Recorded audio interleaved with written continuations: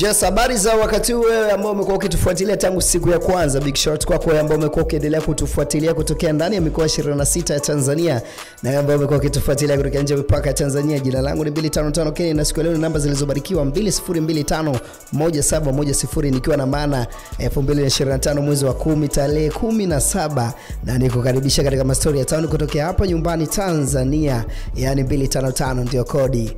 Sasa miongoni mwa vitu ambavyo vina trend kutokea katika social media ama platform mbalimbali za burudani kwa siku ya jana ni baada ya wasanii watatu ambao inaelezwa kuwa huenda nikawa ndo A-list wa muziki wa Bongo Flava. Hapa namzungumzia Diamond Platnumz ambaye ni CEO wa WCB Wasafi, Ali Kiba, Ali Saleh, King ambaye ni CEO wa King Music, lakini pia bila kumsahau Konde Boy Harmonize ambaye yeye ni msimamizi wa Konde Gang. Sasa miongoni mwa vitu ambavyo vimezua mjadala kupitia kwa watatu wao ni mara baada ya kila mmoja kuachia ngoma yake, yani nikiwa na maana Diamond Platnumz ameweza kuachia ngoma siku moja na Ali Kiba pamoja na Harmonize, lakini kwa upande wa Diamond iko tofauti kidogo na wenzake.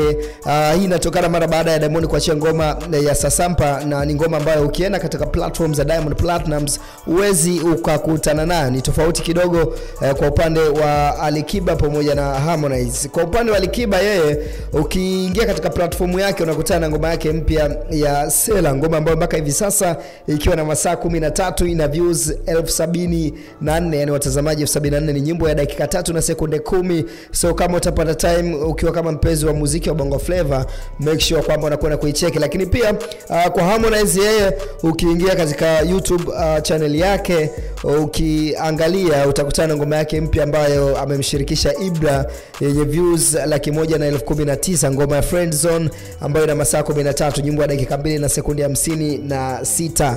Lakini kwa Diamond Platnumz, ngoma yake ya Sasampa ukiingia katika mtandao wa YouTube ukutane nayo, ambacho utakutana nacho basi ni ngoma yake ya mwisho ambayo alitoa siku 7 zilizopita, video ya 8 ambayo ina watazamaji 3.4.